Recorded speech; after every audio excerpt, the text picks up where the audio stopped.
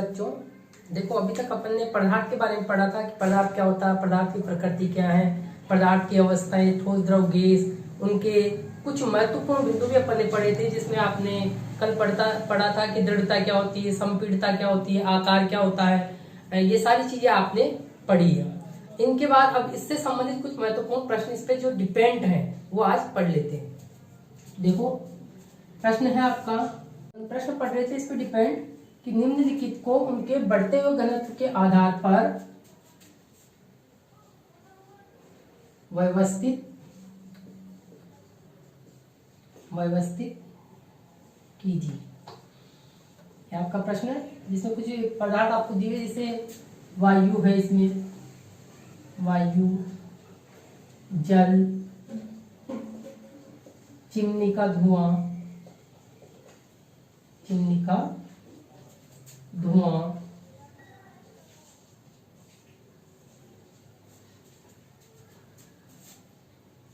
चोक,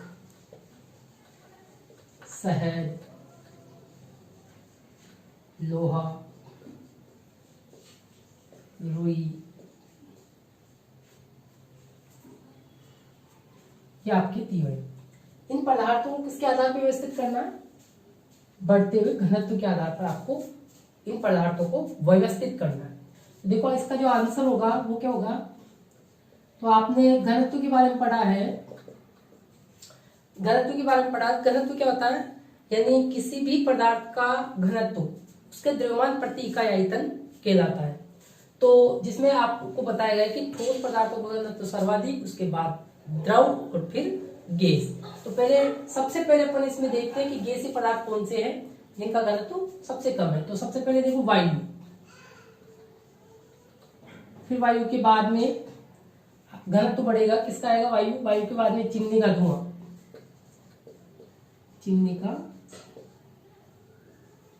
धुआं, उसके बाद आपकी रुई आ जाती है,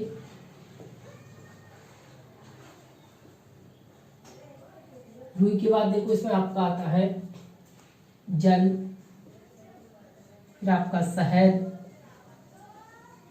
फिर चोक, और लास्ट में आपका आ जाएगा लोहा। तो ये बढ़ते हुए घनत्व के आधार पर व्यवस्थित कर लिया, वायु, चिमनी का धुआं, रुई, जल, शहद, चोक और लोहा। तो बढ़ता हुआ है, तो गैस से किस ओर बढ़ गए? लास्ट में ठोस की ओर, जो धुआं सर्वाधिक घनत्व रखता है। नेक्स्ट प्रश्न इस पे, नेक्स्ट प्रश्न डिपेंड है कि लकड़ी की मेज ठोस होती है,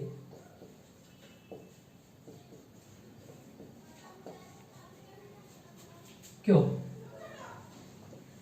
क्या प्रश्न है आपका कि लकड़ी की मेज ठोस होती है क्यों? इसका कारण बताना अपने को।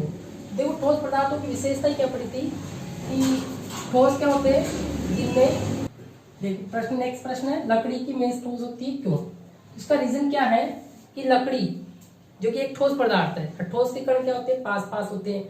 तो जब कण पास होते हैं तो इस स्थिति में क्या होता है, उनमें आकर्षण बल भी सर्वाधिक होता है। इसी कारण लकड़ी की मेज क्या बताई गई है? ठोस बताई गई है। मैं इसे लिख देता हूं,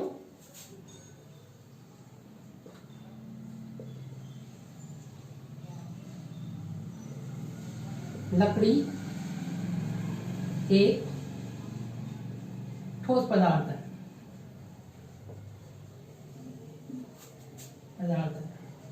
अतः इसके कण पास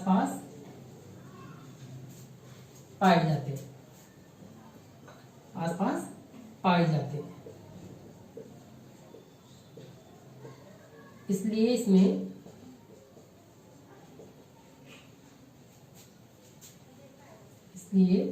इसमें सर्वाधिक आकर्षण बल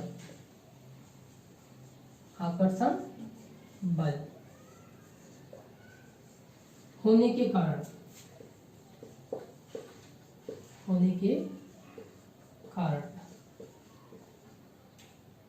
लकड़ी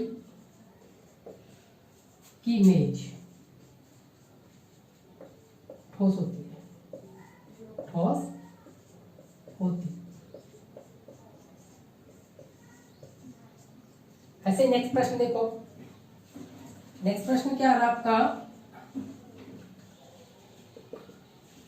कि हवा के अंतर्गत हम अपना हाथ आसानी से चला पाते हैं। आप हवा में देखते हो कि अपने हाथ इधर उधर आसानी से आप घुमा सकते हो, लेकिन लकड़ी की मेज पर अपने हाथ को चलाने के लिए कराटे में दक्ष होना पड़ता है। इसका रीजन क्या बताया गया है कि इसका रीजन क्या है कि हवा में जो कण है वो दूर दूर स्थित होते हैं, अतः आकर्षण बल क्या होता है, नगण्य होता है। जबकि लकड़ी की मेज ठोस होने के कारण उसके कण पास पास पाए जाते हैं, अतः आकर्षण बल को तोड़ने के लिए, क्योंकि आकर्षण बल भी क्या होता है, अधिक होता है, उसको तोड़ने के लिए क्या करना पड़ता है, कराटे में दक्ष होना पड़ता है। तो लिख देते हैं इसको,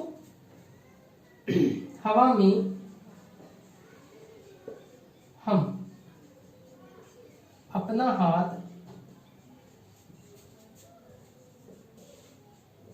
आसानी से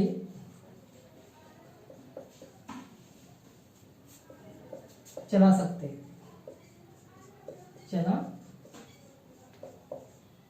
सकते हैं, जबकि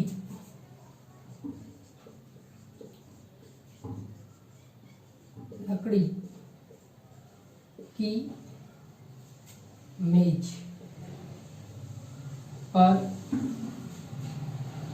हाथ चलाने के लिए कराटे में दक्ष होना पड़ता है। क्यों? ये आपको पूरा प्रश्न आ गया। इसका रीजन मैंने आपको बताया भी, मैं लिख देता हूं इसका आंसर। तो आंसर क्या आएगा आपका, हवा के कण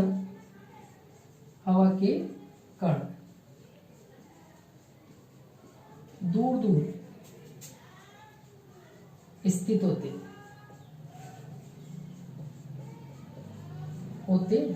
अतः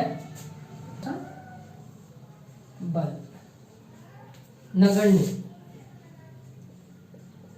नगण्य होने के कारण हम हाथ आसानी से चला सकते हैं,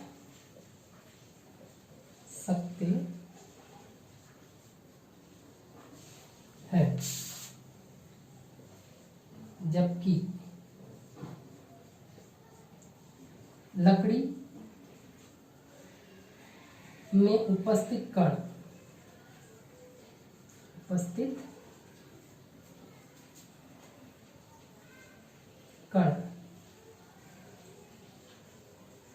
पास पास होने से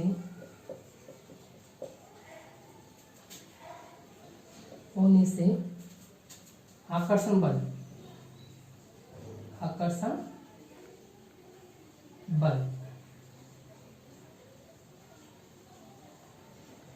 सर्वाधिक पाया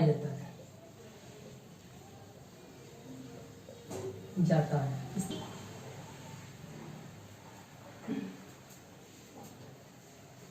लकड़ी की मेज पर इसलिए लकड़ी की मेज पर हाथ चलाने के लिए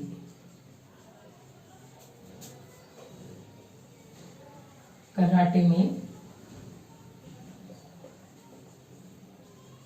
दक्ष होना पड़ता है।